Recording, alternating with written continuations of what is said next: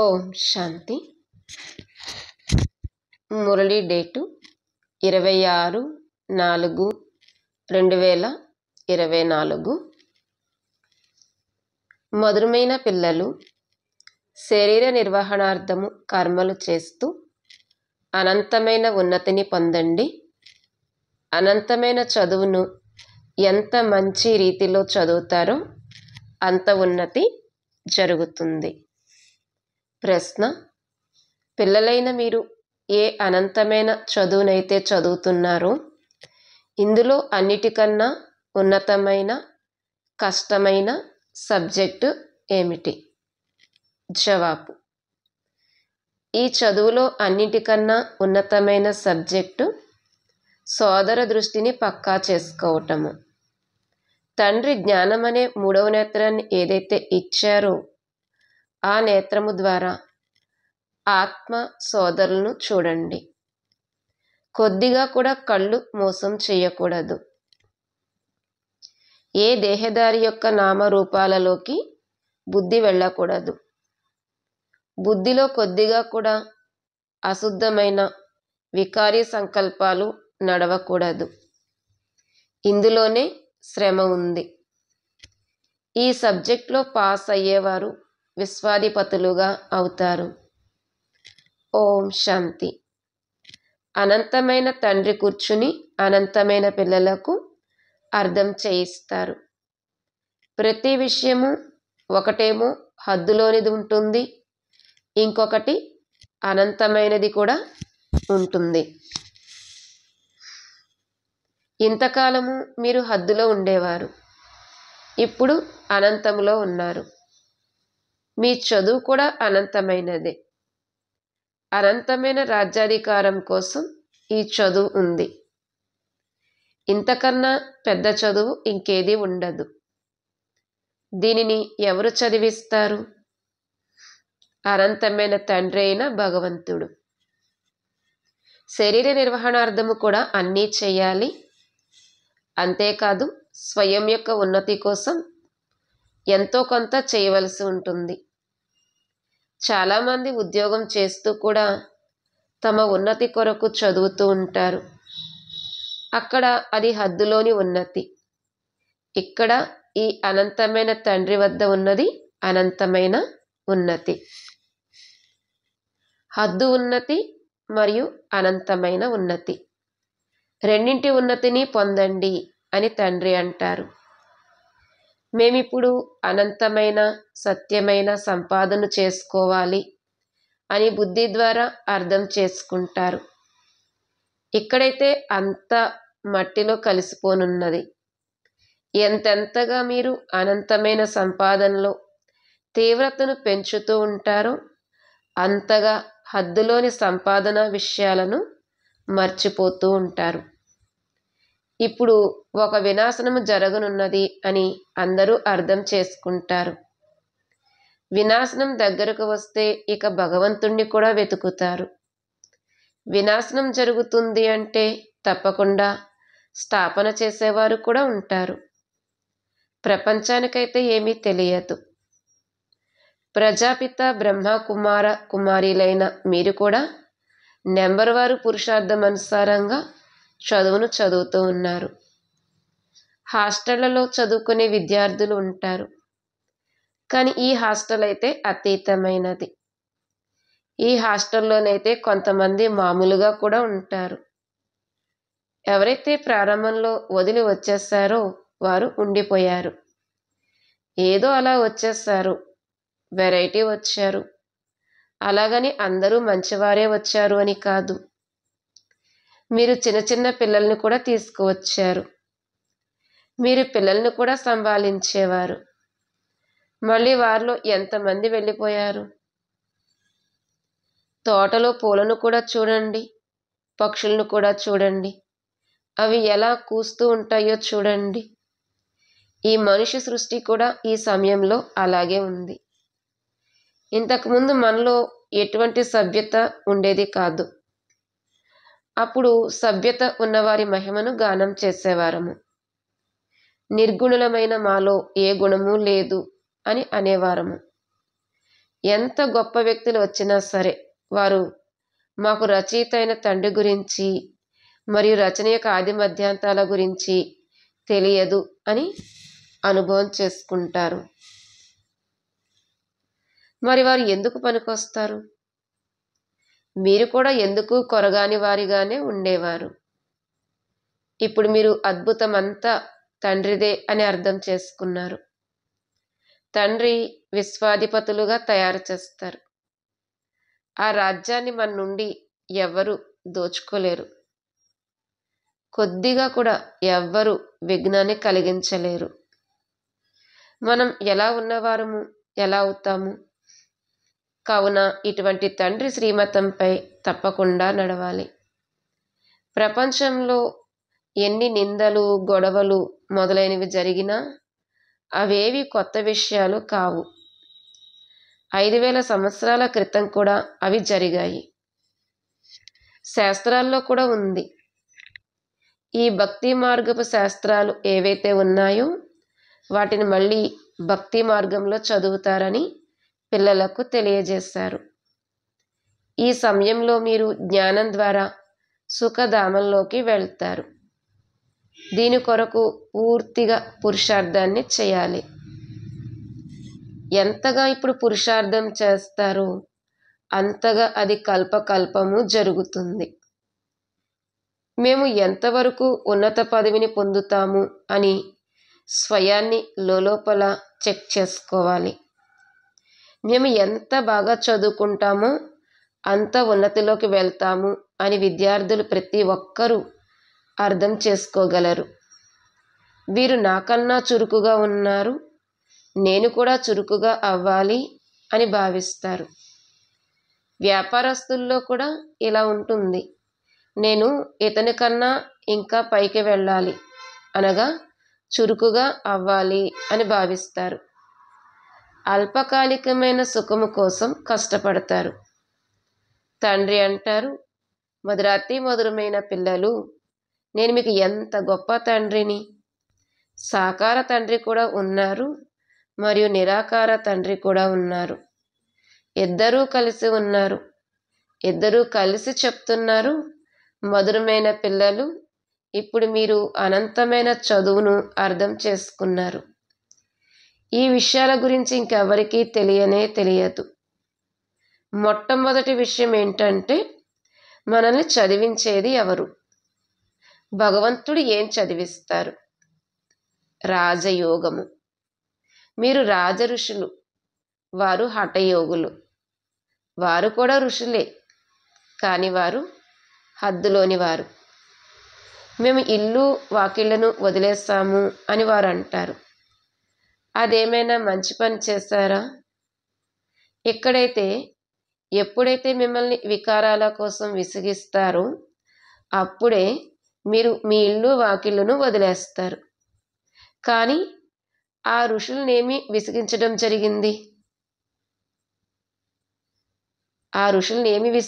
జరిగింది?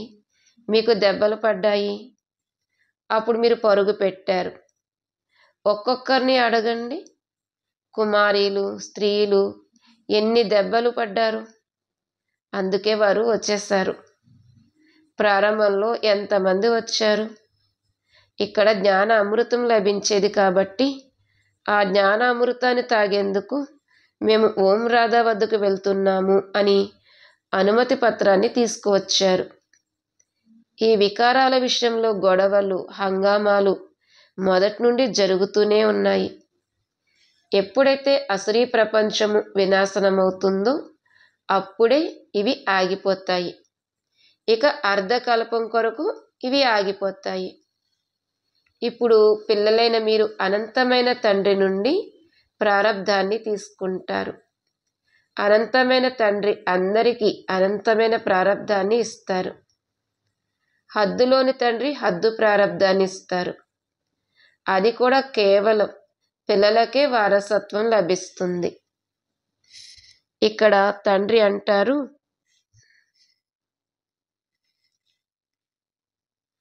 బాబా చెప్తున్నారు, అనంతమైన తండ్రి అందరికీ అనంతమైన ప్రారబ్ధాన్ని ఇస్తారు. హద్దులోని తండ్రి హద్దు ప్రారంధాన్ని ఇస్తారు. అది కూడా కేవలం పిల్లలకే వారసత్వం లభిస్తుంది. ఇక్కడ తండ్రి అంటారు, మీరు కొడుకులైనా కూతుళ్ళైనా ఇరువురు వారసత్వానికి అధికారులే. ఆ లౌకిక తండ్రి వద్దనైతే భేదం ఉంటుంది. కేవలం కొడుకుల్నే వారసులుగా చేసుకుంటారు. స్త్రీని అర్ధ భాగస్వామి అని అంటారు, కానీ ఆమెకు కూడా భాగాన్నివ్వరు. అంతా కొడుకే సంభాళిస్తాడు. తండ్రికి అక్కడ కొడుకులపై మోహం ఉంటుంది. ఈ తండ్రి అయితే నియమానుసారంగా పిల్లలందరికీ అంటే ఆత్మలకి వారసత్వాన్ని ఇస్తారు. ఇక్కడ కొడుకులు మరియు కూతుళ్ళు అనే భేదం గురించి తెలియదు. మీరు ఎంతటి సుఖం యొక్క వారసత్వాన్ని అనంతమైన తండ్రి నుండి తీసుకుంటారు. అయినా కానీ పూర్తిగా చదవరు, చదువును వదిలేస్తారు. కుమార్తెలు వ్రాస్తారు, బాబా ఫలానా వారు రక్తంతో వ్రాసి ఇచ్చారు, కానీ ఇప్పుడు రావడం లేదు. రక్తంతో కూడా వ్రాస్తారు, బాబా మీరు ప్రేమించండి లేక తిరస్కరించండి, కానీ మేమైతే మిమ్మల్ని ఎప్పుడూ వదలము అని ఇలా రాసిస్తారు. కానీ పాలన తీసుకుని కూడా మళ్ళీ వెళ్ళిపోతారు. తండ్రి అర్థం చేయించారు, ఇదంతా డ్రామా. కొందరు ఆశ్చర్యం కలిగేలాగా పారిపోతారు. ఇక్కడ కూర్చున్నారు అంటే ఇటువంటి అనంతమైన తండ్రిని మేం ఎలా వదలగలము అన్న నిశ్చయం ఉన్నట్లు. ఇక్కడది చదువు కూడా. నేను మిమ్మల్ని నాతో పాటు తీసుకువెళ్తాను అని గ్యారంటీ కూడా ఇస్తారు. సత్యుగ ఆదిలో ఇంతమంది మనుష్యులు లేరు. ఇప్పుడు సంగమయుగంలో మనుషులందరూ ఉన్నారు. సత్యుగంలో చాలా కొద్ది మందే ఉంటారు. ఇన్ని ధర్మాల వారు ఎవ్వరూ ఉండరు అక్కడ. దాని ఏర్పాట్లన్నీ జరుగుతున్నాయి. ఈ శరీరాన్ని వదిలి శాంతిధామానికి వెళ్ళిపోతారు. లెక్కాచారాలు తీర్చుకుని పాత్రను అభినయించేందుకు ఎక్కడి నుండి అయితే వచ్చామో అక్కడకు వెళ్ళిపోతాము. అదేమో 2 గంటల నాటకము, ఇదేమో అనంతమైన నాటకము. మనము ఆ ఇంటి నివాసులమని మరియు ఒక్క తండ్రి పిల్లలమని మీకు తెలుసు. మనం ఉండే స్థానం నిర్వాణ ధామము, వాణికి అతీతమైన ధామము. అక్కడ శబ్దం అనేది ఉండదు. మనుషులు బ్రహ్మములో లీనమైపోతాము అని భావిస్తారు. బాబా అంటారు, ఆత్మ అవినాశి, అది ఎప్పుడూ వినాశనం అవ్వదు. జీవాత్మలు ఎంతమంది ఉన్నారు? అవినాశి అయిన ఆత్మ జీవము ద్వారా పాత్రను అభినయిస్తుంది. ఆత్మలన్నీ డ్రామాలోని పాత్రధారులు. ఆత్మలు ఉండే స్థానము ఆ బ్రహ్మాండము, అది ఇల్లు. ఆత్మ అండాకారంలో కనిపిస్తుంది. అక్కడ బ్రహ్మాండంలో ఆత్మల నివాస స్థానముంది. ప్రతి విషయాన్ని మంచి రీతిలో అర్థం చేసుకోవాలి. అర్థం చేసుకోలేకపోయినా ఒకవేళ వింటూనే ఉంటే ముందు అర్థం చేసుకుంటారు. ఒకవేళ వదిలేస్తే అసలు ఏమీ అర్థం చేసుకోలేకపోతారు. ఈ పాత ప్రపంచం అంతమయ్యి కొత్త ప్రపంచం స్థాపన అవుతుందని మీకు తెలుసు. తండ్రి అంటారు, నిన్న మీరు విశ్వానికి యజమానులుగా ఉండేవారు. ఇప్పుడు మళ్ళీ మీరు విశ్వానికి యజమానులుగా అవ్వటానికి వచ్చారు.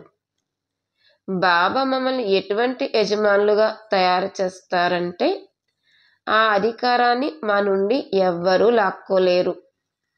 ఆకాశము, భూమి మొదలైన వాటిపై మాకు అధికారం ఉంటుంది అని పాట కూడా ఉంది.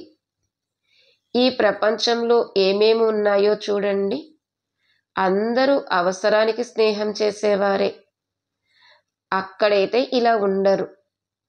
ఏ విధంగా లౌకిక తండ్రి పిల్లలతో ఈ ధన సంపదలన్నీ మీకు ఇచ్చేసి వెళ్తాను, వీటిని బాగా సంభాళించండి అని అంటారో, అలాగే అనంతమైన తండ్రి కూడా అంటారు, మీకు ధన సంపదలన్నీ ఇస్తాను, మీరు పావన ప్రపంచంలో తీసుకువెళ్ళండి అని నన్ను పిలిచారు కాబట్టి తప్పకుండా పావనంగా తయారు చేసి విశ్వానికి యజమానులుగా చేస్తారు.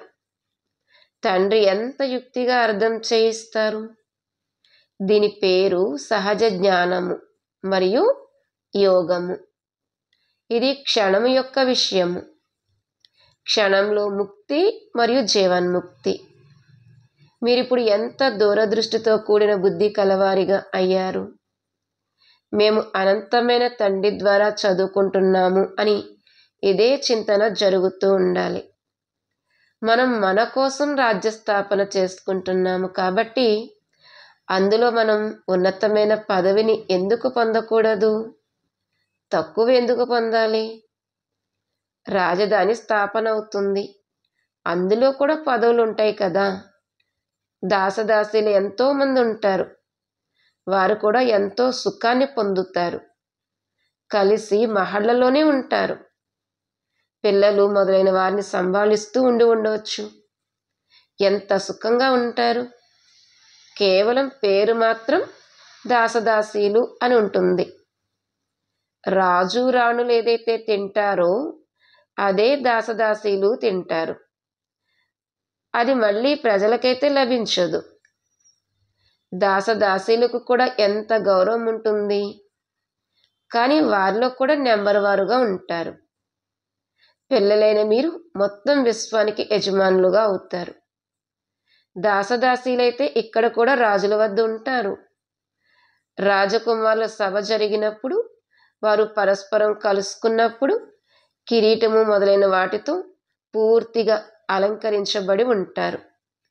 అందులో కూడా నెంబర్ వారుగా గొప్ప శోభాయమానమైన సభలు జరుగుతాయి. అందులో రాణులు కూర్చోరు, వారు పరదా వెనకాల ఉంటారు. ఈ విషయాలన్నింటినీ తండ్రి అర్థం చేయిస్తారు. వారిని మీరు ప్రాణదాత అని కూడా అంటారు. వారు ప్రాణదానాన్ని ఇచ్చేవారు.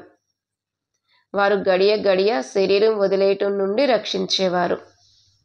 అక్కడ మరణం యొక్క చింత అనేది ఉండదు. ఇక్కడ ఎంత చింత ఉంటుంది. కొద్దిగా ఏమైనా జరిగినా కానీ ఎక్కడ చనిపోతామో అని డాక్టర్ను పిలుస్తారు. అక్కడ భయం అనే విషయమే లేదు. మీరు కాలుడిపై విజయాన్ని పొందారు కాబట్టి ఎంతటి నష ఉండాలి. చదివించే వారిని స్మృతి చేయండి, అది కూడా స్మృతి యాత్రయే. తండ్రి, టీచర్, సద్గురువును స్మృతి చేసినా మంచిదే. ఎంతగా శ్రీమతంపై నడిస్తే అంత. మనస వాచ కర్మణ పావనంగా అవ్వాలి. బుద్ధిలో వికారి సంకల్పాలు కూడా రాకూడదు. అది కూడా ఎప్పుడైతే సోదరులుగా భావిస్తారో అప్పుడు సాధ్యమవుతుంది. సోదరి సోదరులుగా భావించినా కూడా చీచీగా అయిపోతారు. అన్నిటికన్నా ఎక్కువగా మోసం చేసేది ఈ కళ్ళు. అందుకే తండ్రి 3వ నేత్రాన్ని ఇచ్చారు. కాబట్టి స్వయాన్ని ఆత్మగా భావించి సోదరులను చూడండి. దీన్నే జ్ఞానం యొక్క 3వ నేత్రము అని అంటారు. సోదరి సోదరుల సంబంధం కూడా ఫెయిల్ అవుతుంది కాబట్టి రెండవ యుక్తిని వెలికి తీయడం జరుగుతుంది. అదేంటంటే పరస్పరం సోదరులుగా భావించండి. ఇందులో చాలా శ్రమ ఉంది. సబ్జెక్టులు ఉంటాయి కదా, కొన్ని చాలా కష్టమైన సబ్జెక్టులు ఉంటాయి. ఇది చదువు. ఇందులో కూడా ఉన్నతమైన సబ్జెక్ట్ ఏమిటంటే మీరు ఎవరి నామరూపాలలోనూ చిక్కుకోకూడదు. ఇది చాలా పెద్ద పరీక్ష. విశ్వానికి యజమానులుగా అవ్వాలి. తండ్రి చెప్పే ముఖ్యమైన విషయం ఏంటంటే పరస్పరం సోదరులుగా భావించండి. కాబట్టి పిల్లలు అంతటి పురుషార్థాన్ని చెయ్యాలి. కానీ నడుస్తూ నడుస్తూ ఎంతోమంది ద్రోహులుగా కూడా అయిపోతారు. ఇక్కడ కూడా అలాగే జరుగుతుంది. మంచి మంచి పిల్లల్ని మాయ తనదిగా చేసుకుంటుంది. అప్పుడు తండ్రి అంటారు, నన్ను వదిలి వెళ్ళిపోతారు కూడా, విడాకులు కూడా ఇచ్చేస్తారు. వదిలి వెళ్ళిపోవడం అంటే పిల్లలు తండ్రిని వదిలి వెళ్ళిపోతారు. మరియు విడాకులంటే భార్యాభర్తల మధ్యన జరుగుతుంది. తండ్రి అంటారు, నాకైతే రెండూ జరుగుతాయి. మంచి మంచి కుమార్తెలు కూడా విడాకులు ఇచ్చి వెళ్ళి రావణాసురునికి చెందిన వారిగా అయిపోతారు. ఇది అద్భుతమైన ఆట కదా. మాయ చెయ్యందంటూ ఏముంది? తండ్రి అంటారు, మాయ చాలా కఠినమైనది. ఏనుగును మొసలి తినేసింది అన్న గాయనం ఉంది. ఎంతోమంది పొరపాట్లు చేసి కూర్చుంటారు. తండ్రిని అగౌరవిస్తే మాయ పచ్చిగానే తినేస్తుంది. మాయ ఎటువంటిది అంటే అది కొందరినైతే పూర్తిగా పట్టేసుకుంటుంది. అచ్చా, పిల్లలకు ఎంతగా వినిపించాను, ఇంకెంత వినిపించను. ముఖ్యమైన విషయము అలఫ్కు అంటే భగవంతునికి సంబంధించింది.